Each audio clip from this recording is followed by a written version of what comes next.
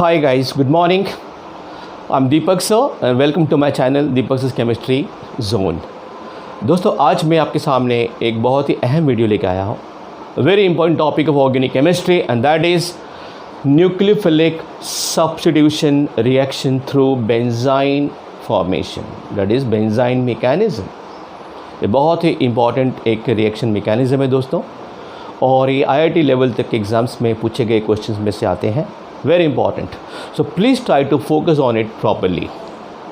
Before I write anything on the board and explain you, let us discuss. Okay, especially this is for the students जो 11th से 12th में हिस्सा लाएंगे. Okay. आपने सुना होगा GOC में electrophiles, nucleophiles, okay, types of the reaction, ये सब आपने पढ़ा होगा. Substitution का मतलब बहुत सिंपल होता है when an atom or a group of atom replaces another atom or group of atom. Okay. Addition का मतलब सिंपली कि पाई बॉन्ड के अंदर दूसरे एटम्स या ग्रुप ऑफ एटम्स का ऐड होना. एलिमिनेशन मतलब कुछ निकल जाना, ग्रुप में से मतलब एक कंपाउंड सबस्ट्रेट में से कुछ निकल जाना. Okay, that is called what, elimination reaction. इसके अलावा होता है रीअरेंजमेंट रिएक्शन, और भी कई टाइप के रिएक्शंस होते हैं. क्लियर. हम आज बात करेंगे सब्स्टिट्यूशन रिएक्शन की. सब्स्टिट्यूशन रिएक्शन बहुत अलग अलग एक इंटरमीडिएट फॉर्मेशन के थ्रू होता है. Fine. There are different types like electrophilic substitution reaction, जैसे nitration of benzene, chlorination of benzene, okay, sulphonation, ये आपने पढ़ा होगा 11th में हाइड्रोकार्बन में. दैट इज़ इलेक्ट्रोफिलिक सब्स्टिट्यूशन, मतलब attack is by an electrophile. Clear. आज हम पढ़ने वाले हैं न्यूक्लियोफिलिक सब्स्टिट्यूशन. इसमें भी बहुत टाइप होते हैं दोस्तों. SN1, SN2, okay, then SNI होता है. इसके अलावा ARSN1, ARSN2. आज हम जो पढ़ेंगे वो है ARSNEA, that is aromatic nucleophilic substitution through elimination addition. Okay, या बहुत ही शॉर्ट में इसे कहा जाता है benzyne mechanism. So now will understand in detail what is benzyne mechanism. Okay, I focus for you on the board. Okay दोस्तों, now one thing let me tell you. You know that कि aromatic halide, okay, उसमें nucleophilic attack जल्दी नहीं हो सकता. Okay, it does not occur readily because CX bond होता है वो शॉर्टर और स्ट्रॉन्गर होता है. ये आपने पढ़ा होगा 11th में. उसको रिप्लेस करना जल्दी संभव नहीं होता. Clear. But here you can see that chlorobenzene, और इनफैक्ट यहाँ पे हमने मिथॉक्सी डेरिवेटिव लिया है उसका. यहाँ पैरा पोजीशन पे मिथॉक्सी ग्रुप है. Okay, so you can see it is a para chloro anisole. Okay, this part is anisole, so is para chloro anisole. If I react this with soda amide, that is sodium amide, in the presence of liquid ammonia at a very low temperature -30°C, okay, I get this product. You can see Cl has been replaced by NH2, that is amino group. You can see यहाँ पर मिला para derivative, यहाँ Meta मिला. Okay, इसका मतलब incoming group जो है nucleophile NH2 या क्लोरीन की जगह पे रिप्लेस किया या उसके एडजेसेंट एटम पे. ऐसे सब्स्टिट्यूशन रिएक्शन को एक और नाम से बुलाया जाता है, that is called cine substitution. Cine substitution reaction, that is a type of substitution reaction in which incoming group occupies the position adjacent to the leaving group. Okay, leaving group के बाजू में, जैसे इस केस में NH2 जो है वो Cl का जो ओरिजिनल पोजीशन था उसके एडजेसेंट एटम पर गया, तो इसे हम कहते हैं cine substitution. Okay, now look here, in the case of ortho derivative we get meta और ortho. and in case of metachloroanisole we get ortho, meta and para. So remember this thing, ortho and para derivatives of halide will give two products. Okay, in case of para we get either para or meta, in case of ortho either we get ortho और meta, मतलब meta दोनों में common है, इतना याद रखना। अगर हम meta लेंगे डेरिवेटिव तो हमें तीनों फॉर्म मिलेगा। अब इसमें साफ दिख रहा है कि ग्रुप जो है उसको एक दूसरा न्यूक्लियोफाइल रिप्लेस किया। तो where is the case of addition and elimination, it is a simple substitution reaction, but we have to understand a very important factor, a very important mechanism for this reaction. Okay, so we'll see in the further frame. Okay friends, now look here, see this example. यहाँ पे Cl जहाँ पे लगा है उसके ortho पे और para पे सभी जगह पे ग्रुप लगा हुआ है। With NaNH2 ammonia it does not give any reaction, okay, but ये ऑर्थो वाला, ये पैरा, मेटा, तीनों तीन इससे रिएक्ट करते हैं और NH2 ग्रुप अंदर आता है। इसका मतलब बहुत ही साफ है फ्रेंड्स कि this reaction needs a very important atom and that is ortho hydrogen, that is alpha hydrogen. Okay, मतलब हेलोजन के ऑर्थो पोजीशन पे, मतलब या बाजू वाला या अल्फा पोजीशन पे there has to be one hydrogen. जैसे इस केस में कोई H नहीं है, no reaction at all, but यहाँ पे देखो ये बाजू वाला एटम पे H है, इसके यहाँ पर H एटम है, इसके यहाँ पर H एटम है, इधर भी है, बोथ आर इक्विवेलेंट। मतलब presence of alpha hydrogen is mandatory. Okay, alpha hydrogen must be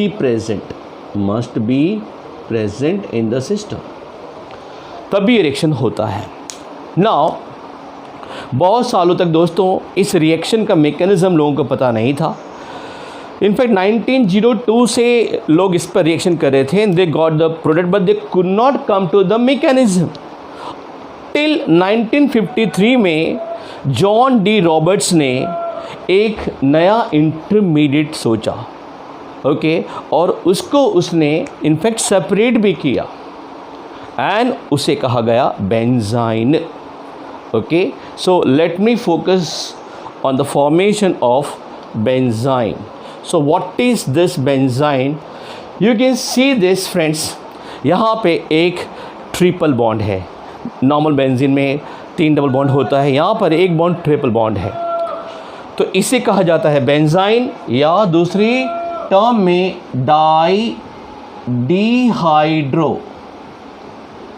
benzene. तो बेंजाइन का दूसरा नाम क्या होगा? डाई। डाई मतलब दो, डिहाइड्रो मतलब हाइड्रोजन का ना होना, एब्सेंस ऑफ हाइड्रोजन। दो एटम, यहाँ पे H नहीं, यहाँ पे H नहीं था, Cl था, तो यहाँ पर देखो नहीं है कोई ग्रुप, तो H नहीं है, यहाँ भी H नहीं है, so it's di dehydro benzene. How it is formed? Look here, so NaNH2, you know that it is a very strong base, और इतना स्ट्रॉन्ग बेस ये होता है कि बेंजीन का जो H होता है कार्बन पर लगा हुआ, उसको वो एलिमिनेट करता है। Okay, so in the very first step elimination occurs, इसीलिए बेंजाइन मैकेनिज्म का नाम हम क्या बोलते हैं? ARSNEA, that is aromatic because it is aromatic system, nucleophilic substitution, elimination, addition। तो पहला स्टेप जो होता है इसका formation of benzene and that occurs through the elimination. You can see that कि ये अमाइड न्यूक्लियोफाइल H को करता है एलिमिनेट और वो बन जाता है एमोनिया। ओके, और यहाँ पर Cl undergoes elimination to form ultimately Cl. So Na or Cl is removed as NaCl. So we get benzene. Okay, now benzene के अंदर एक एडिशनल पाई बॉन्ड बना है. ये पाई बॉन्ड जो बना है, नॉर्मली अल्काइन में पाई बॉन्ड कैसे बनता है?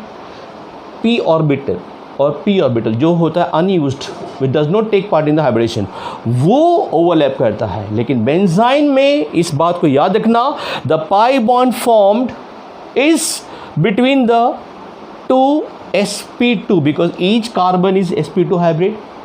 ओके, तो sp2 ऑर्बिटल का लीनियर बाजू बाजू में ओवरलैप करके बनाता है. और ख़ास करके ये एडिशनल पाई बॉन्ड जो है, it is at the 90 degree, that is perpendicular to the pi bond system. Remember, this additional pi bond is formed between what? sp2 carbon of these two carbon atoms in benzene. Okay, और ये pi bond जो बना additional, that is perpendicular to the whole pi bond system. So dear friend, very first step क्या है benzyne mechanism में? Formation of benzene through elimination. इसीलिए यहाँ पर E लिखा हुआ है. एक strong base that is amide ion eliminates a proton. Okay, क्योंकि बहुत स्ट्रॉन्ग बेस का काम हो सकता है कि एक हाइड्रोकार्बन सिस्टम में से H को निकालना. ओके, और E जो Cl है वो होता है eliminate because of the charge creation on this atom, and ultimately we get a triple bond. इस ट्रिपल बॉन्ड में मैं बोल दूँ कि ये जो एडिशनल बॉन्ड बना है, that is formed between the overlap of sp2 orbitals of the adjacent carbon and not the p orbitals. और दूसरी बात, ये जो ट्रिपल बॉन्ड है system, this is basically perpendicular to the pi bond system. Okay, और यहाँ पर एक ख़ास बात है, अल्फ़ा हाइड्रोजन होना ज़रूरी है, तभी ये अल्फ़ा H एलिमिनेट हो सकता है और ये बेंजाइन बनेगा. ओके, नाउ बेंजाइन का एनर्जी 50 किलो कैलोरी पर मोल, दैट इज स्ट्रेन एनर्जी. मतलब this molecule is highly strained. Okay, this is highly strained. जैसे साइक्लोप्रोपेन का स्ट्रेन एनर्जी होता है 26 kilo joule.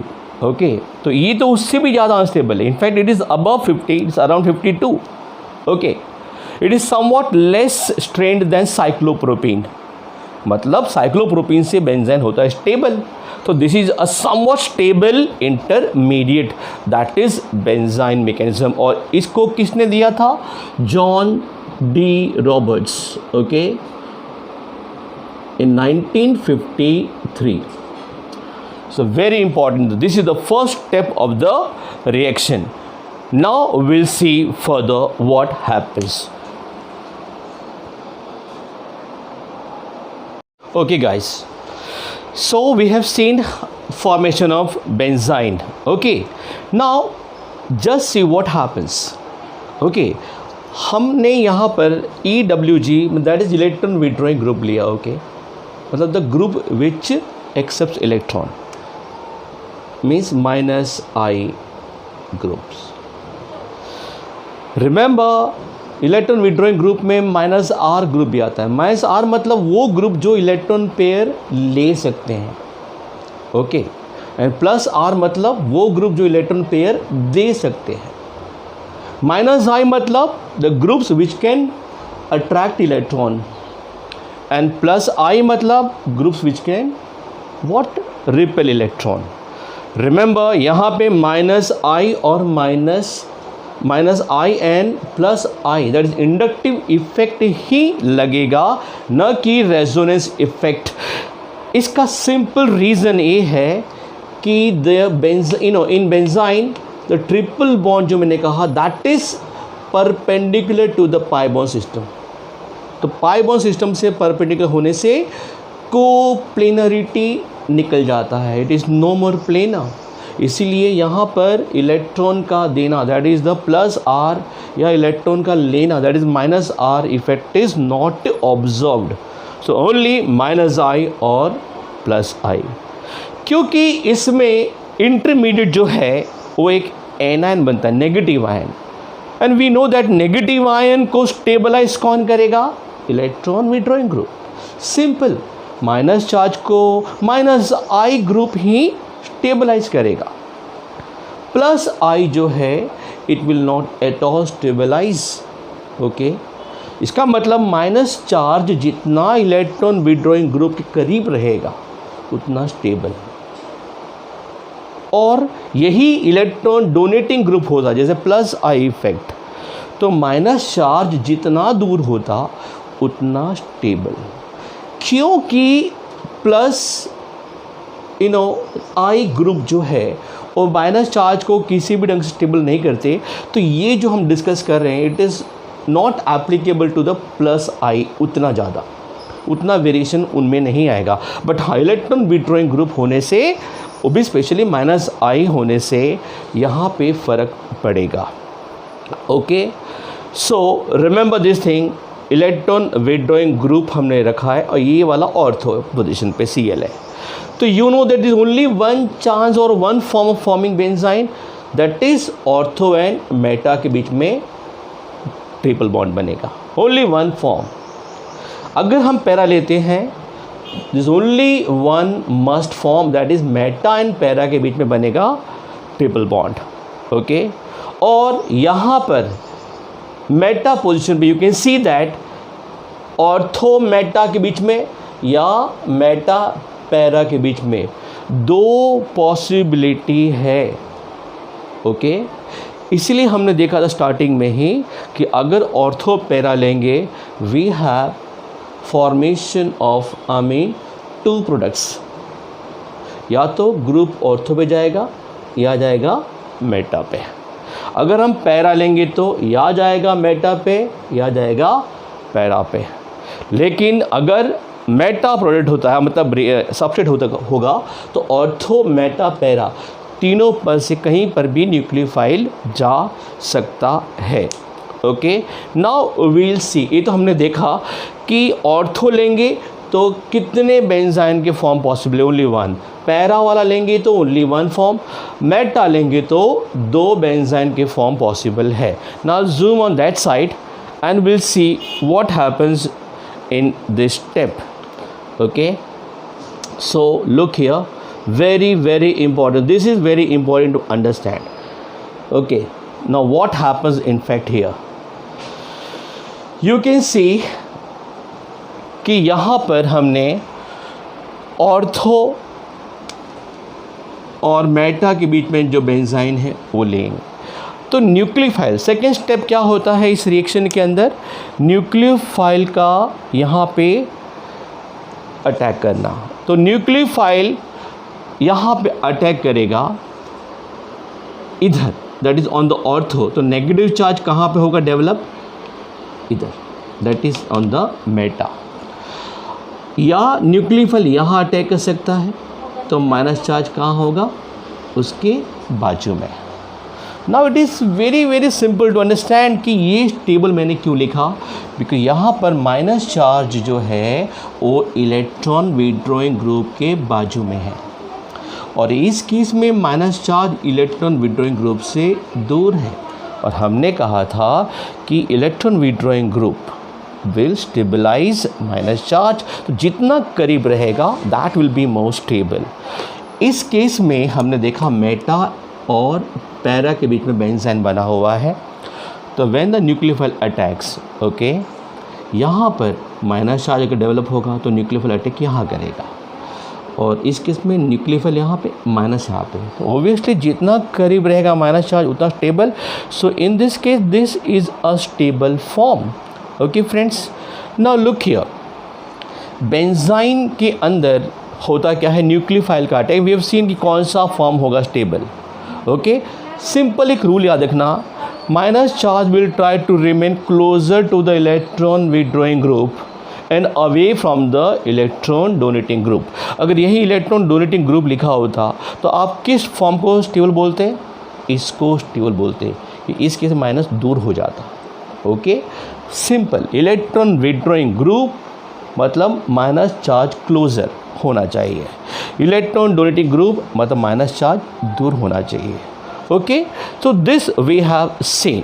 Now we'll see the examples, okay, and what happens ultimately. In fact होता क्या है इस case में, जो रिएक्शन हुआ, एमोनिया जो हमने लिया था वहाँ पे सॉल्वेंट, हमारे रिएक्शन में देखा था the reaction occurs in the presence of liquid ammonia.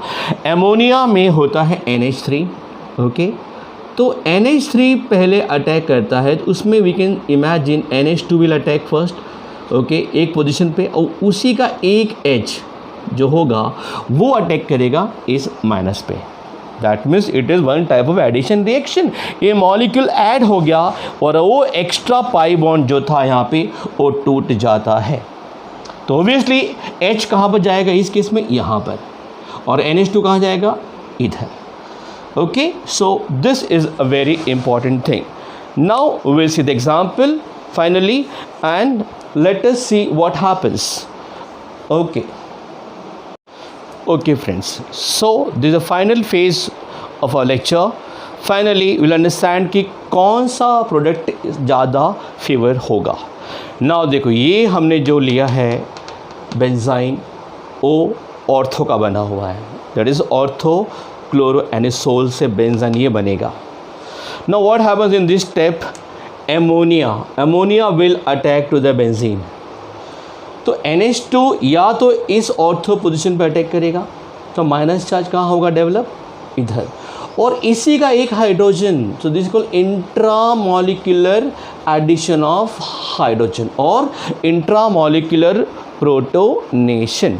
Okay, कुछ केस में इंटरमॉलिक्यूलर प्रोटोनेशन भी पॉसिबल होता है, पर इस केस में हमने क्या देखा है, इंट्रामॉलिक्यूलर प्रोटोनेशन. ओके, इस केस में माइनस चार्ज इससे दूर है. और एक बात बहुत ही खास करके जान जाओ, in fact methoxy group is well known for its plus R effect. अगर रिंग में है तो because of the lone pair of electron methoxy group has plus R, but because of the oxygen atom it has minus I effect also. मैंने पहले ही बोल दिया कि because this triple bond system is perpendicular to the pi bond system, but there is no planarity and hence plus R effect will be cancelled out.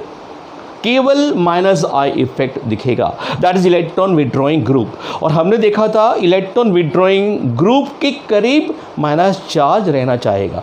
तो इस case में minus charge दूर है और इस केस में देखो माइनस चार्ज करीब है. तो अगले स्टेप में जो H ऐड हो जाएगा तो क्या मिलेगा प्रोडक्ट हमको, या ऑर्थो अमीनो एनिसोल या meta, which will be more favourable. Obviously ये वाला, बिकॉज माइनस चार्ज उस केस में यहाँ करीब था इसके. Okay, so it is very simple to understand.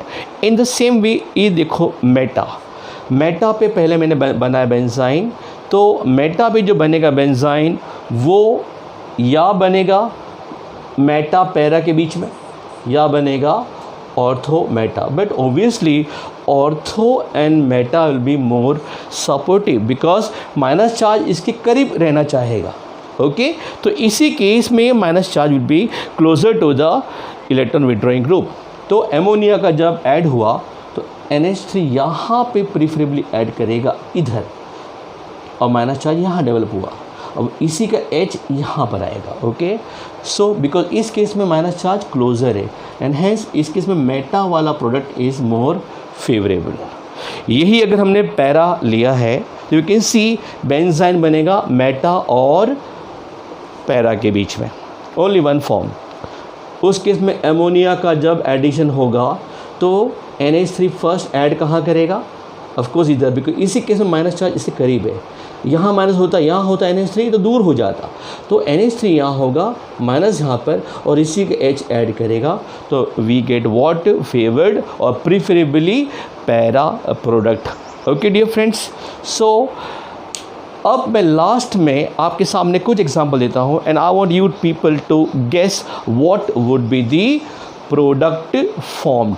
Okay, so I hope this is very much clear to you people, and therefore we can understand कि why it is called elimination addition.